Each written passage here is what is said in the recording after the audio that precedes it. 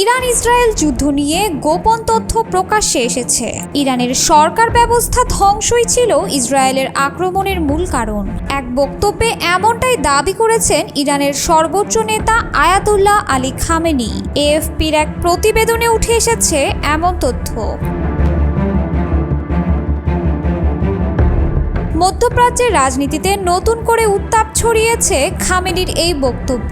ইরানের সর্বোচ্চ নেতা স্পষ্ট ভাষায় বলেছেন, গত মাসের 12 দিনের ইসরায়েলি হামলার মূল লক্ষ্য ছিল ইরানের সরকার ব্যবস্থাকে পতনের দিকে ঠেলে দেওয়া।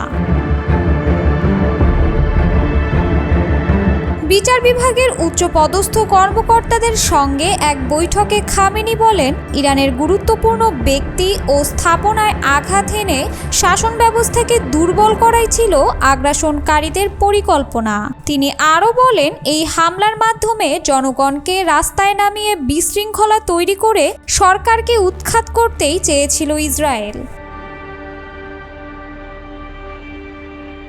গত 13 জুন ইরানে শুরু হয় ইসরায়েলি বাহিনীর হামলা।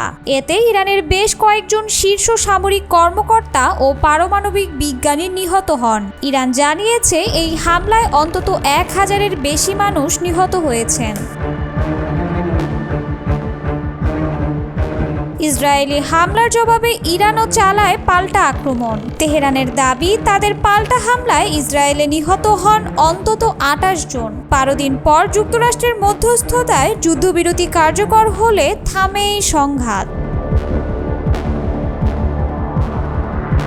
সংঘাত চলাকালে একটি সাক্ষাৎকারে ইসরায়েলের প্রধানমন্ত্রী বেনিয়ামিন নেতানিয়াহু বলেন, ইরানের সরকার ব্যবস্থা খুবই দুর্বল, আর ইসরায়েলের হামলা নিঃসন্দেহে ইরানের নেতৃত্ব পরিবর্তনের সম্ভাবনা তৈরি করেছে। ইসরায়েলের হামলার মধ্যেই 22 জুন ইরানের 3টি গুরুত্বপূর্ণ পারমাণবিক স্থাপনা ফোর্দো, ইস্পাহান ও নাতানজতে হামলা চালায় যুক্তরাষ্ট্র। এই হামলার জবাবে কাতারে অবস্থিত যুক্তরাষ্ট্রের আল উদেইদ বিমান ঘাঁটিতে সরাসরি ক্ষেপণাস্ত্র হামলা চালায় তেহরান। এই প্রসঙ্গে খামেনি বলেন, যুক্তরাষ্ট্রের ওপর এটি ছিল বড় আঘাত এবং ভবিষ্যতে যুক্তরাষ্ট্র সহ অন্যদের এর চেয়েও বড় আঘাত মোকাবিলা করতে হবে বলে হুঁশিয়ারি দেন তিনি। এদিকে এই হামলার পর একরকম স্থবির হয়ে পড়ে চলমান পারমাণবিক আলোচনা। গত 12 এপ্রিল শুরু হওয়া যুক্তরাষ্ট্র ও ইরানের পারমাণবিক আলোচনা পৌঁছায় 6ষ্ঠ দফায়, কিন্তু আলোচনার মাত্র 2 দিন আগেই ইসরায়েল হামলা চালানোয় আলোচনা আর এগোয়নি।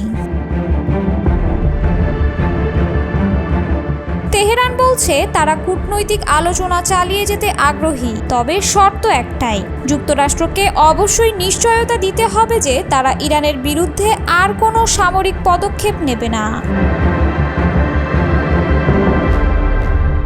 বিশ্লেষকরা বলছেন, এই পুরো ঘটনার পেছনে রয়েছে গভীর রাজনৈতিক কৌশল ও মনস্তাত্ত্বিক যুদ্ধ। শুধু একটি সরকারকে দুর্বল করা নয়, বরং একটি রাষ্ট্র ব্যবস্থাকে চাপে ফেলে ভবিষ্যতের ভূরাজনৈতিক ভারসাম্য পুনর্গঠনের লক্ষ্যও থাকতে পারে এই সংঘাতের নেপথ্যে।